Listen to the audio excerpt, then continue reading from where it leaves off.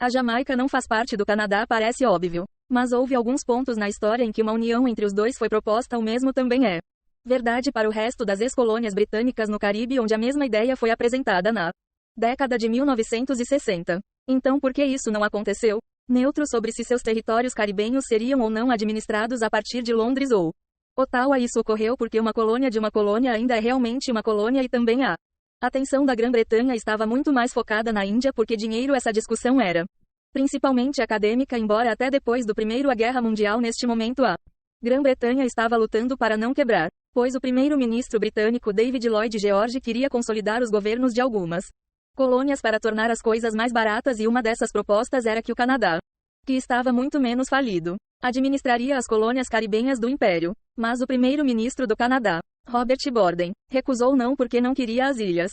Ele definitivamente fez principalmente sua compensação por todas as guerras mundiais que o Canadá estava fazendo, mas relutantemente recusou porque o povo canadense se opôs. Muitos dos quais, incluindo a oposição, viam o Império como a razão pela qual o Canadá foi arrastado para o conflito em primeiro lugar e, como tal, a Jamaica permaneceu sob o controle de Londres durante a Segunda Guerra Mundial.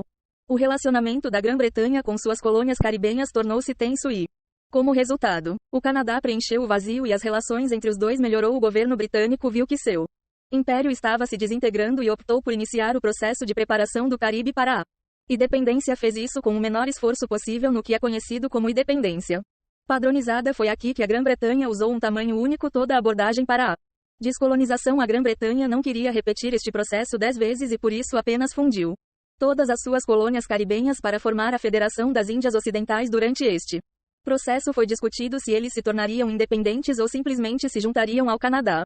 Como uma única província, algumas das ilhas eram pró-Canadá e outras, notavelmente a Jamaica, eram pró-independentes. Os líderes da federação não conseguiam concordar em basicamente nada e então ela se fraturou em 1962 e uma a uma cada parte se tornou independente. E então, depois de sua liberdade, certamente não havia desejo de nenhum desses países ingressar no Canadá. Bem, havia dois. O primeiro era Hondurenhas britânicas, cujo interesse era muito mais sobre a Grã-Bretanha fazendo um péssimo trabalho preparando-a para a independência do que qualquer desejo real de ingressar em outra nação. Hondurenhas e sua vizinha Guatemala teve muitos desentendimentos sobre as fronteiras, acesso ao mar e ao comércio, e a Grã-Bretanha não se importou o suficiente para resolver nenhum desses problemas.